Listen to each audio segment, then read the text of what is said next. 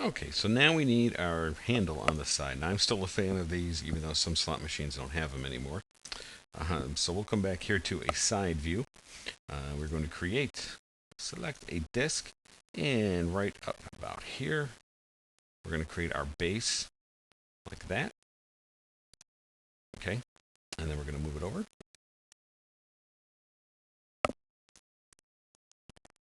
We're going to start this way rather than just kind of building it and moving it in. We're actually going to start it right in place.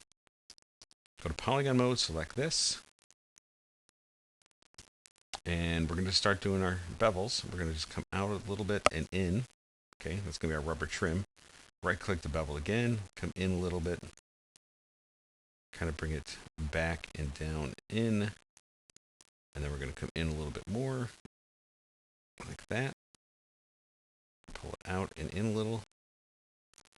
And you can see it from here what we're doing.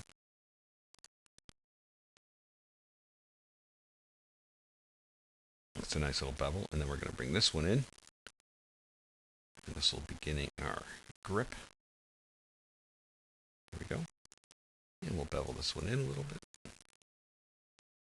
We'll pull that out. Keep it straight. And then just bevel this little cap.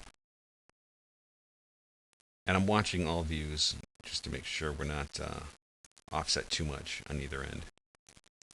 Okay, now for this guy, I'm going to hold the shift and hit my right bracket key. And all the way up until there, we're going to call this handle metal. And then shift, single quote, reverses my selection. And this is going to be handle trim. And we'll just probably make that a similar surface eventually, but at least it gives us flexibility if we want to change it. Okay. Hold the shift key and select layer 1. You can see how that looks on there. It's lined up very nicely. Okay, so now just the stupid easy part. We'll pull back. Hold the shift key and put your first layer in the background as well so you can see where things go. I'll give you a good idea of your reference. And we're going to create a disk from the top. About like that. We might need to pull out the base a little bit more. And then Shift E for extrude, and we're going to extrude that up, and we'll move it over a little bit. Really simple. Okay, and let's move this like this. And Shift H for scale. Let's scale that down just a little. I'm going to reverse my selection by hitting the single quote, go to point mode, right mouse around these, and I'm just going to pull those out to match.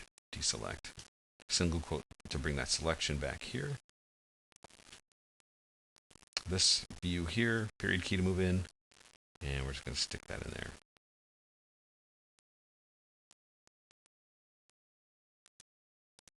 And of course, you need a nice ball on the top. So I'm holding the control key as I build this. I'm going to hit numeric, and I'm going to make this 48 sides and 24 segments. So it's got more detail. I'll press Q, and this will be handle ball. Press the T key, Shift A to fit, and let's just make sure that's nice and lined up. Reverse my selection, Q for change surface, and this is handle itself. Just press F if that's flipped inside out, which mine was. We're going to Command X to cut that, or Command Control, Command or Control V to paste, and Command or Control X to cut this. Paste it down. Yep, we're going to cut this. Go to layer 1 and paste it down, and there's our handle. Really simple. If it looks like it's a little too tight, which it is, I'm just going to run my mouse over like this, select all that, press the T key, and I'll just move that out about like that. And then I can do the same thing I did earlier. It's just to get these points here. An easier way is just to take the polygons. Select that polygon, Shift right bracket to expand that selection, T for move, and we'll just move that out. And there you go. Nothing too crazy, but can work very well for what we need. Little handle. If you feel you want that taller, just grab the points. I think it should be. So right mouse around just those points. Press T for move and hold your control key and you can constrain your axis. And if you feel it should be lower, maybe a little bit, you can. I think it might need to be a little bit lower, but easy to fix because this is a separate piece.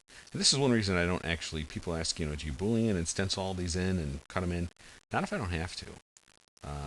Because every once in a while you want to do something like this, where you just want to select this and move it, change its position, things like that. And it doesn't need it. And sometimes it can really screw up your geometry. So only use those booleans if you absolutely have to, kind of like we did on the front. Okay, the next thing I want to show you after we save that is how to create all these icons. Now, I'm not a graphic designer. Many of you are. I know I've talked with many of you.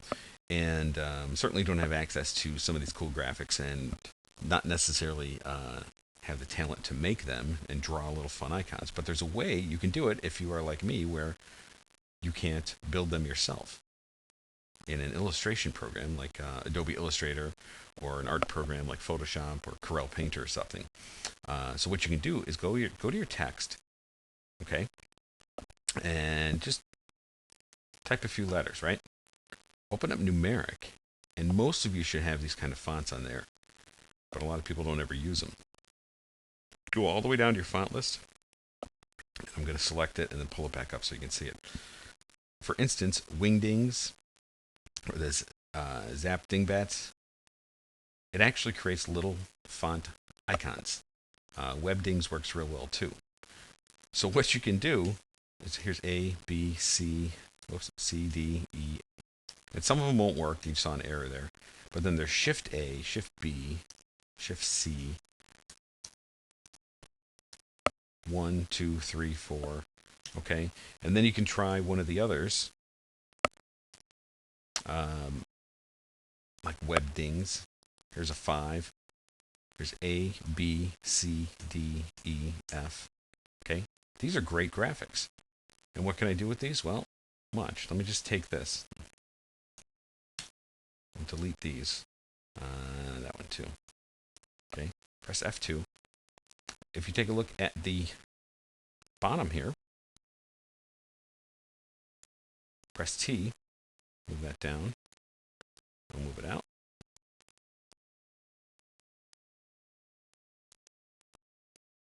Going to line that up like that, and we're going to extend it in.